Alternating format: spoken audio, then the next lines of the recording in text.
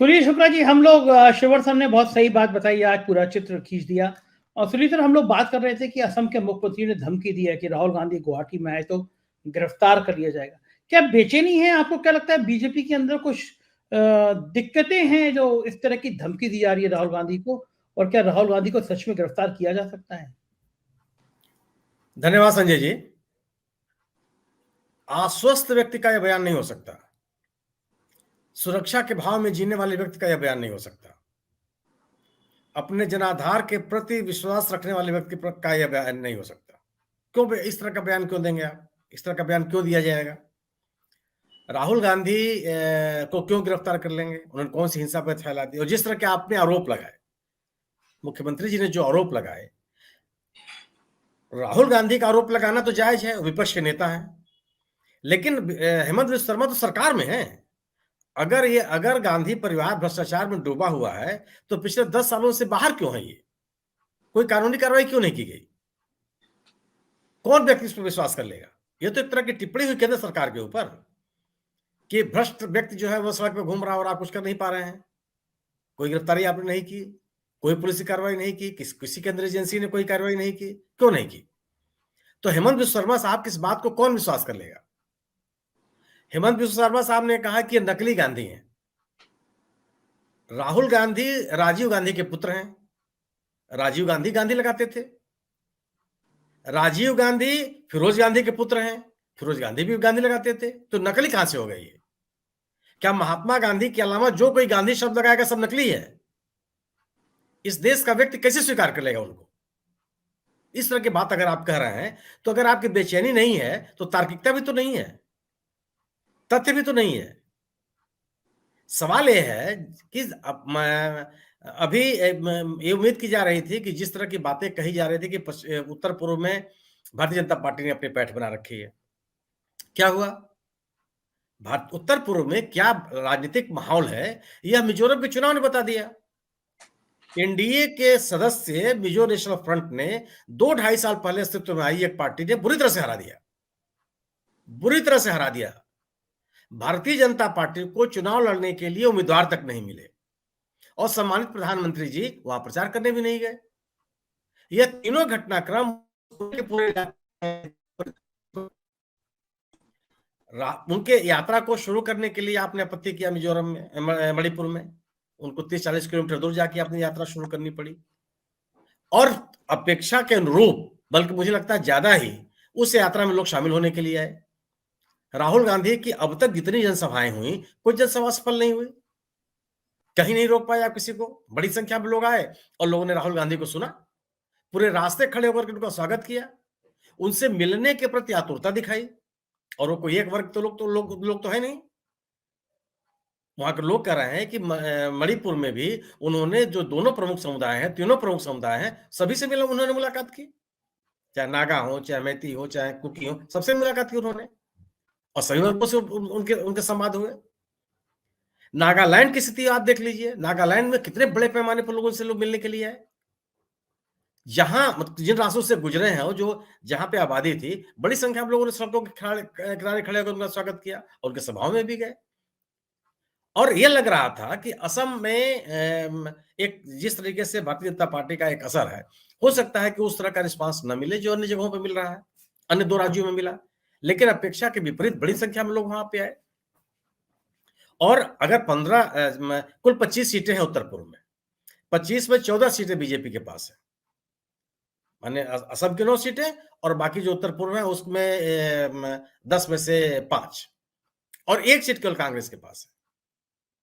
सवाल इस बात का है कि अगर यह यात्रा एक राजनीतिक माहौल बनाती है तो बेचैनी तो होना स्वाभाविक है ना। आपके पास क्या कहने के लिए क्या है? आपके जितना कुछ बीजेपी का एजेंडा था, हेमंत बिस्वा शर्मा साहब ने उस बात को कह दिया। मेरा अपना मानना है कि हेमंत बिस्वा शर्मा के खिलाफ भ्रष्टाचार का आरोप लगा करके राहुल गांधी ने तेलंगाना में जो केसीआर साहब की सरकार के खिलाफ हमले किए थे, उसकी शुरुआत कर दी उन्होंने और एजेंडा तय कर दिया कि कांग्रेस किस रास्ते पर चलने वाली है। असम में भ्रष्टतम सरकार का नाम, यही यही एकदम इसी तरह का एक तेवर था राहुल गांधी ने जब हैदराबाद में उन्होंने केसीआर सरकार के खिलाफ हमला बोला था और कहा था कि देश के भ्रष्टतम सरकारों में से एक है।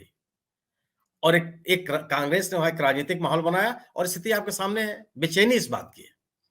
अगर राहुल गांधी भ्रष्टाचार के आरोप लगाते हैं तो उसको लोग सुनेंगे, क्योंकि विपक्ष नेता है वो। उनके ऊपर ये नहीं कहा जा सकता उनसे कि साहब आप जांच क्यों नहीं किए हैं। लेकिन अगर हेमंत बिस्वा शर्मा साहब आरोप लगाते हैं तो यह विश्वास को नहीं करने वाला है। सत्ता आपके पास है, एजेंसीज आपके पास है, जांच एजेंसियां आपके पास है, राजनीतिक ताकत आपके पास है, तो फिर आपने राहुल गांधी के खिलाफ कार्रवाई क्यों नहीं किया अगर वो भ्रष्ट है तो? और अगर आपने कार्रवाई नहीं की तो आप फिर लोगों को भड़काने का प्रयास कर रहे हैं। या जो राहुल गांधी के द्वारा एक राजनीतिक माहौल, वैकल्पिक राजनीतिक माहौल खड़ा करने की कोशिश की जा रही है इस समय, उसको लेकर के बेचैनी है हेमंत बिस्वा शर्मा साहब की। और इस तरह के बयान किसी मुख्यमंत्री से उम्मीद नहीं की जाती। अरे आप गिरफ्तार करना, अब जो उनके खिलाफ जोरहाट में मुकदमा दर्ज हुआ है, किसने दर्ज किया? किसी नागरिक ने दर्ज नहीं किया, पुलिस ने दर्ज किया। पुलिस का क्या मतलब होता है? स्टेट। तो स्टेट के द्वारा दर्ज किए गए मुकदमे को क्या आम आदमी विश्वास कर लेगा कि राहुल गांधी ने बड़े कानून का पालन नहीं किया? सवाल केवल यही है कि यह जो वैकल्पिक विमर्श खड़ा करने की कोशिश कर रहे हैं राहुल गांधी, और उनको सुनने के लिए लोग आ रहे हैं। समस्या इस बात की है। अगर कोई इनको न सुनने आता, अब तो इनके सभाओं में लोग नहीं आते, हेमंत बिस्वा शर्मा साहब एक शब्द न बोलते। लेकिन अगर 8 दिनों तक असम में घूम रहे हैं राहुल गांधी, तो इसका मान्य है। और उस दौरान अब तक चाहे जिन-जिन इलाकों से वो गुजरे हैं, उन सभी इलाकों में लोग उनको देखने के लिए आ रहे हैं, उनसे सुनने के लिए आ रहे हैं, उनसे मिलने के लिए आ रहे हैं। उत्साह दिखाई पड़ रहा है।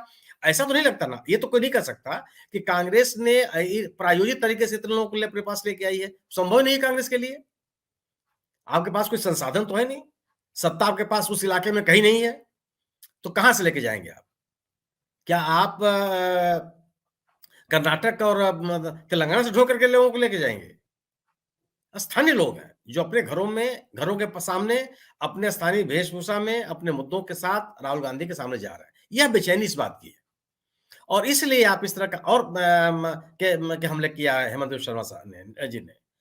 और ये मैं मानता हूं कि अगर राहुल गांधी के खिलाफ कोई इस तरह की कार्रवाई हो गई तो यह जबरदस्त भूल साबित होगी भारतीय जनता पार्टी सरकार के लिए। आज राहुल गांधी केवल कांग्रेस पार्टी के एक नेता फर्क नहीं रह गया है, वह उस वैकल्पिक राजनीति के मुखौटा हैं, चेहरे हैं, जो भारतीय जनता पार्टी के राजनीति के खिलाफ लोग देखना चाहते हैं। जो उनके जीवन से जुड़े हुए सवाल हैं, उनको लेकर के वो चिंतन करना चाहते हैं कि वह एक कोई राजनीतिक दल, कोई राजनीतिक समूह, कोई नेता जो इन बातों को कहने के लिए तैयार है। और वो जो साहस दिखाया है और जो जिस तरह की चुनौती पेश की है राहुल गांधी ने, वो बेचैनी का कारण है। अगर यह इसी तरह से लोग, अगर आप सोचिए कि इसी तरह से लोग राहुल गांधी की यात्रा में शामिल होते चले गए, जिसका कारण भी लग रहा है कि ऐसा हो नहीं सकता है कहीं उनकी यात्रा में लोग न आए, जिन मुद्दों के साथ वो जा रहे हैं, तो फिर भारतीय जनता पार्टी के लिए बेचैन होता तो स्वाभाविक है। क्योंकि अगर वो राम मंदिर के नाम पर चाह रही है कि पूरा का पूरा एक राजनीतिक माहौल उसके पक्ष में जाए, किस तरह के आयोजन नहीं किए जाए, किस संस्थागत, संगठनात्मक, सरकारी स्तर पर कोई ऐसा मतलब नहीं है जिसके आधार पर इस पूरे के पूरे आयोजन को एक बहुत बड़ा व्यापक स्वरूप देने का प्रयास नहीं किया जा रहा है लगातार। ऐसे में अगर एक वैकल्पिक, एक ऐसे राजनीतिक विमर्श कोई नेता पैदा कर रहा है और जिसको लोग सुनने के लिए आ रहे हैं, तो निश्चित रूप से सत्तारूढ़ दल के लिए बेचैनी का सवाल है। बेचैनी यह है, अन्यथा आप इस तरह का बयान नहीं देते। कोई बयान देने का मतलब नहीं, आप इग्नोर कर दीजिए। आप जाइए भाई, आप आए हैं, बहुत बढ़िया, घूमते रहिए हमारे यहाँ, कोई दिक्कत नहीं है। कोई आपको सुनने वाला नहीं है, कोई आपको देखने वाला नहीं है, कोई परेशानी नहीं है। और मुझे लगता है कि मुख्यमंत्री जी ने इस तरह का बयान देकर के राहुल गांधी की और मदद कर दी। ठीक बात। पूरे देश में चर्चा शुरू हो गई कि आखिर राहुल गांधी क्या रहा है कि मुख्यमंत्री जी को इस तरह का बयान देना पड़ा। वो तो उनके मददगार साबित हो गए। जो बयान मणिपुर के मुख्यमंत्री ने दिया और उस यात्रा की शुरुआत में ही उन्होंने इस यात्रा को चर्चा में ला दिया, उसी में उन्होंने सप्लीमेंट कर दिया हेमंत बिस्वा शर्मा साहब ने। बिल्कुल ठीक कह रहे हैं आप इसे राजनीतिक आयोजन को कैसे रोक सकते हैं? संभव है क्या ये? नहीं, बिल्कुल संभव नहीं है। यात्रा की सफलता ही भारतीय जनता पार्टी की बेचैनी है, और उस बेचैनी का प्रकटीकरण है माननीय मुख्यमंत्री जी के बयान में।